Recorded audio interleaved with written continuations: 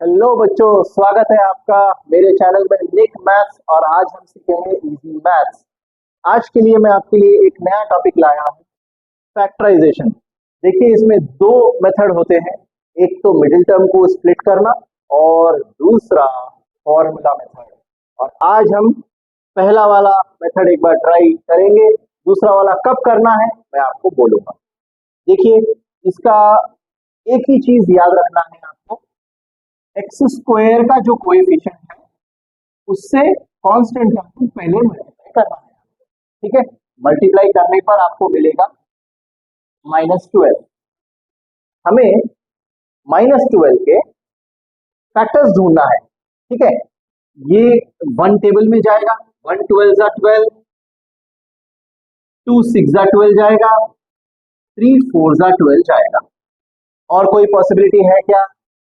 नहीं है। तो अब यहां तक क्लियर है।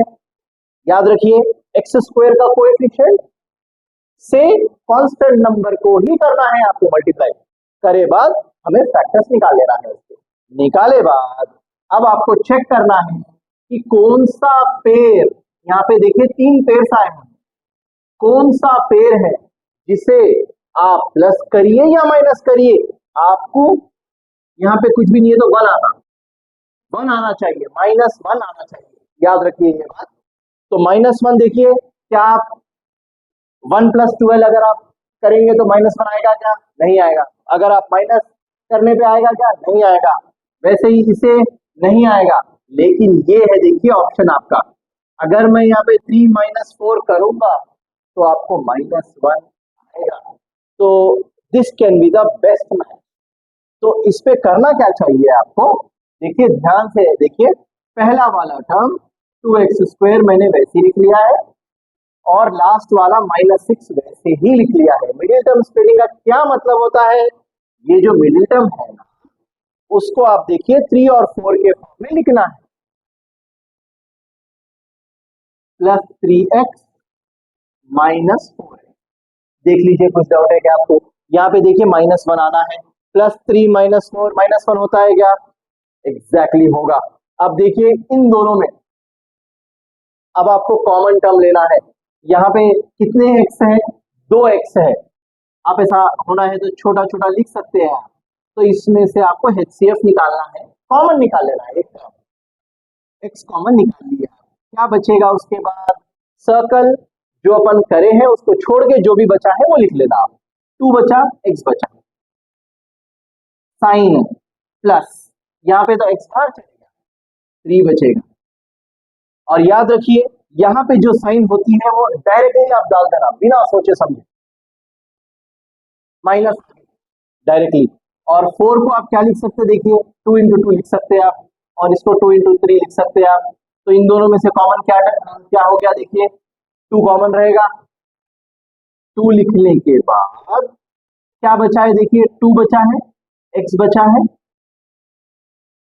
3 बचा है। अब आप बोलेंगे सर यहाँ पे माइनस साइन है और यहाँ पे तो प्लस है। तो याद रखिए, इन दोनों में से माइनस साइन को भी मैंने कॉमन लिया है, अंदर प्लस लिखना है। फिर भी अगर आपको यहाँ पे कुछ डाउट आ रहा, ये ब्रैकेट में जो आता वो आप आंख मूझ के डाल सकते, कोई दिक्कत नहीं है। तो देखिए, अब इन दोनों में से कॉमन क्या है?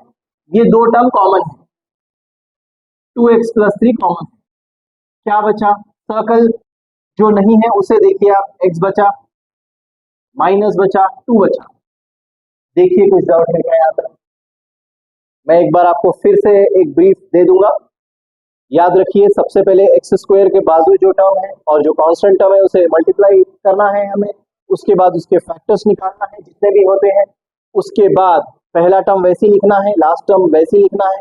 मिडिल टर्म स्प्लिट करना है आपको। -1 कौन से पेड़ से करें तो -1 आता है वो देखना है। ये पेड़ से हमें आया है -1, तो हम +3 है, -4 है, यहाँ पे डाल देंगे। उसके बाद दो दो टर्म्स में से कॉमन टर्म निकालना है। कॉमन टर्म के बाद फिर एक बार ये कॉमन टर्म आ गया है, यहाँ पे जो बच गया है वो डाल देना है। ठीक है, याद रखिए इसमें दो मेथड्स क्यों दिए गए हैं। अब जैसा कि ये सिंपल वाला मेथड है एकदम, और ये यूजफुल रहेगा छोटे नंबर्स के लिए, बड़े नंबर्स के लिए नहीं। अगर बड़े नंबर्स आएंगे, सपोज यहाँ पे -12 की जगह अगर 528 अगर आता, तो हम खाली फैक्टर्स ढूंढने में ही टाइम वेस्ट हो जाएगा हमें। तो उसके लिए है दूसरा मेथड, फॉर्मूला मेथड। ठीक है, और मेरा तो देखिए फेवरेट मेथड है फॉर्मूला मेथड, क्योंकि मेरे को उसमें सोचना नहीं है, खाली फॉर्मूला डालना है, सब्स्टिट्यूशन करना है। वो हम सीखेंगे अगली वीडियो में। यहाँ तक अगर आपको अच्छा लगा है तो लाइक कर दीजिए। ये रहा बच्चों, थोड़े से प्रॉब्लम्स है आपके, होमवर्क प्रॉब्लम्स है, ये ट्राई करिए। अगर कुछ डाउट्स आया कमेंट बॉक्स में कमेंट करके भेजिए। और इसमें देखिए मैंने आपको कहा था कि ऐसे अगर बड़े बड़े नंबर्स जब आएंगे तो हम ये मेथड से कर सकते, लेकिन टाइम कंज्यूमिंग है। ऐसे टाइप के सम्स के लिए दूसरा मेथड यूज होगा, वो मैं आपको सिखाऊंगा अभी। ठीक है ना। और आप सोच रहे होंगे कि सर खाली बेसिक कॉन्सेप्ट सिखा रहे हैं। आप ये सोचिए, जब तक आपका बेसिक स्ट्रांग नहीं रहेगा, कोई भी सम आपको आसान तरीके से नहीं आएगा। तो हमें पहले वर्क करना है बेसिक्स पे। बेसिक स्ट्रांग हो गए तो समझिए आप कोई भी सम को सॉल्व कर लेंगे। स्टूडेंट कहाँ पे रुकता है, बोलिए आप? स्क्वायर रूट्स में, प्लस माइनस में, फैक्टराइजेशन में, ऐसे कई जगहों पे रुकता है। तो हम जब सम स्टार्ट करने के पहले पूरे बेसिक कॉन्सेप्ट हमें आने चाहिए। ये आप ट्राई करिए, उसके बाद मेरे को बोलिए। और अगर आपको वीडियो अच्छा लगा है तो आप सब्सक्राइब करिए और बेल आइकन पे क्लिक करिए। Thank you.